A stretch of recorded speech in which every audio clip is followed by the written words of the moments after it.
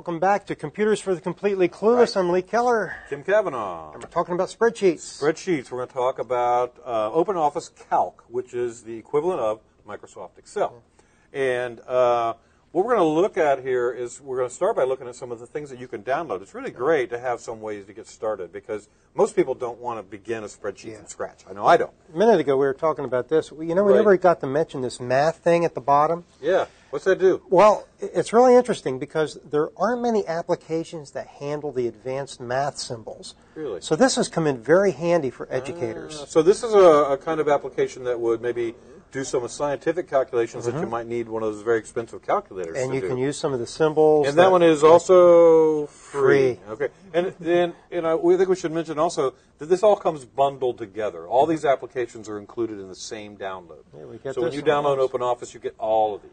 Now, if we want to go to Calc here. Right, and we're looking at extensions. We're not looking at the software. What we're looking at is ways that you can add on to the software program. And here's one right at the very top. Great tool. Especially if you're refinancing. Right, exactly. If you've got to do some work and you're thinking about refinancing or you're working on mortgage applications or talking to lenders, this is a great tool that will let you go in and plug in some of those numbers. And like you said last week, it's a what-if machine.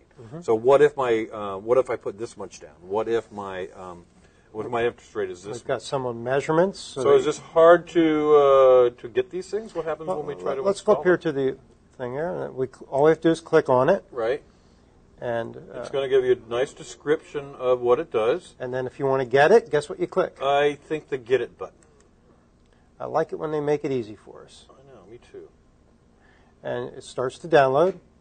Should be redirected to the download page. Right. And this one, sometimes it does this and sometimes it doesn't. It depends on who does it. Okay. But this time it puts us over to another page. Right. So this is a different company besides OpenOffice that's actually providing this. So again, all we had to do is look for the Download Now link. Right. We're going to save this. Okay. Because we like to save things.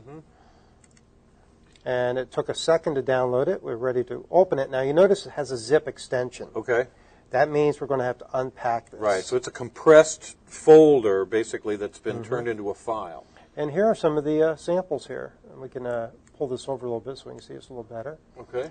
But they've got it in two formats for us. The same thing, in Excel or in OpenOffice. Nice.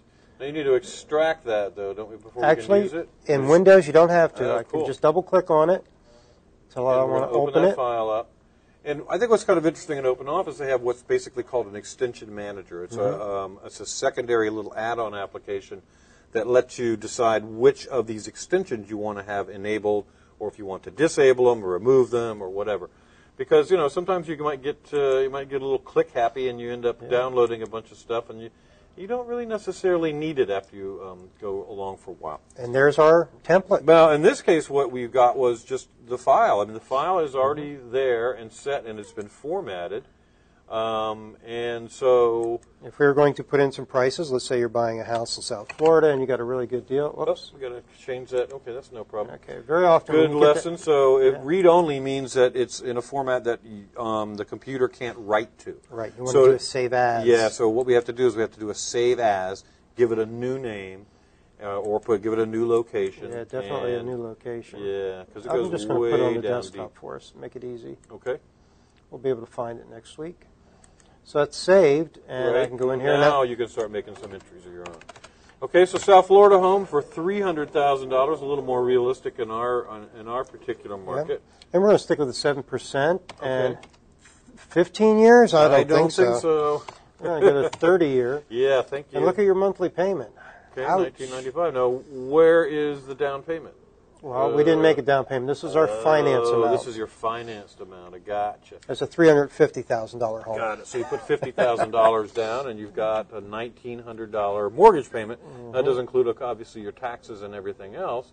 But, I mean, a really quite interesting way to look at this. And if you're working in an education environment, this is a great way to teach kids about, compound interest. I mean, sooner or later, these kids are going to be looking at homes for their own. They need to understand the ramifications of a loan. Right. Like, for instance, the fact that your house is $300,000. but you're going to pay $400,000 in interest. In interest, your total payment on this thing is over $700,000 for a $300,000 So you're paying more to the bank in interest than you are in the principal on the loan. So, good lesson in personal finance is, we should try for a better interest rate, don't you think? We could Let's try go that. for a 6% and see what kind of impact that has. And this really ties into the what-if machine. Let's go to 6%. Watch what happens to the numbers. Well, we saved a little over $100 a month on our payments. Yeah, but look at that bottom line. That's the one that gets me. How much difference is that? That's almost $100,000, isn't it? From what we saw, 7%. So, again, a great what-if machine here, because it allows you to kind of take a look at your different options on where you might want to go. And it's got the entire schedule all the way down. All your payments. And the thing to notice here is your principal payment.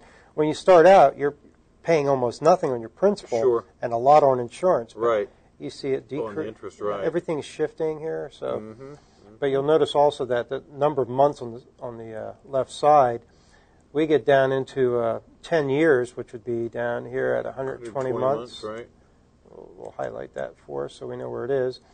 And we're still only paying less than a third of this payment on our principal. Right. Well, that's really interesting, and it just only took a second. I wonder if there's anything else that we could get at that site that would be useful. Well, let's go back and look. That's the beauty of it. And the other thing is, when things are free, it's so nice. It's easier to try things out, for sure.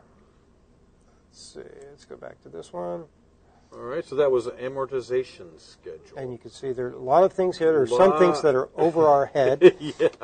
Way over in some cases. You can look at data forms. Now I love my data forms not. A date browser. This is a template to make a calendar. Oh, interesting. Because remember, it's a what-if machine. So if you put in a new starting date, it builds a calendar based on when you wanted to start. Interesting. And another mortgage payment. Right. There's a popular one. Ooh, let's get that one, Lee. See what we can do. Okay, I'll tell you what. Let's take a look at that when we come back. Actually, when we come back, we're also going to look at charts, too. Okay, awesome. So we're going to come back in a few minutes here and finish up OpenOffice with a spreadsheet.